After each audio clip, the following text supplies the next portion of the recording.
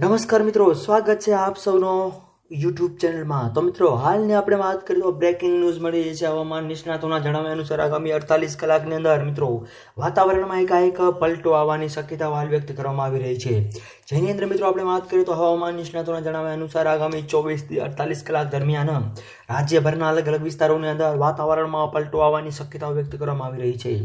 અને જેનું એકમાત્ર કારણ કહી શકાય મિત્રો પશ્ચિમી વિક્ષોભના પ્રવેશના કારણે વાતાવરણ વાદળછાયું બનવાની શક્યતાઓ હાલ વ્યક્ત કરવામાં આવી રહી છે। તેમજ મિત્રો બીજી બાજુ સૌરાષ્ટ્ર કચ્છના અલગ અલગ વિસ્તારોની અંદર રાજ્યભરની અંદર મિત્રો હવામાન નિષ્ણાતોના જણાવ્યા અનુસાર કમોસમી વરસાદની હાલ આગાહી વ્યક્ત કરવામાં આવી રહી છે।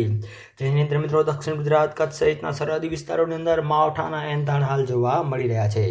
આ ઉપરાંત મિત્રો હવામાન નિષ્ણાતોના જણાવ્યા અનુસાર અરબી સમુદ્ર તેમજ બંગાળની ખાડીની અંદર નવી લો પ્રેશર સિસ્ટમ સક્રિય હોવાના કારણે પણ મિત્રો તેમજ ઉત્તર ભારતના હિમવર્ષાના કારણે પણ મિત્રો અલગ અલગ દેશના અલગ અલગ ભાગોની અંદર ઠંડીનું મોજું ફરી વળશે તેમજ વાદળછાયું વાતાવરણ જોવા મળી શકશે।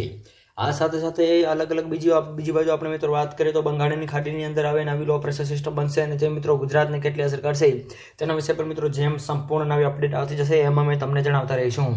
આ સાથે સાથે હવામાન નિષ્ણાતોને જણાવ્યા અનુસાર વૈશ્વિક સ્તરે હવામાનમાં પણ બદલાવાની શક્યતા વ્યક્ત કરવામાં આવી રહી છે તેમજ પેસિફિક તેમજ પૂર્વ પશ્ચિમ મહાસાગરોની અંદર અમુક અંશે સાયક્લોન સર્જાઈ શકે એવું હાલ અનુમાન લગાવવામાં આવ્યું છે। મિત્રો હવામાનની અંદર ફેરફારના અવકાશ છે, એટલે કે જેમ નવી સમગ્ર અપડેટ આવતી જશે એમાં મેં તમને જણાવતા રહીશું, તો જોડાયા છો અમારી ચેનલ સાથે।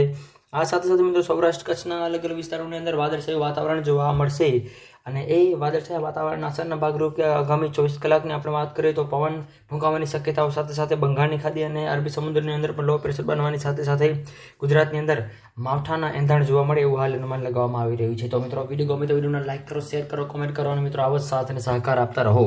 તો મિત્રો આપ સૌનો ખૂબ ખૂબ આભાર।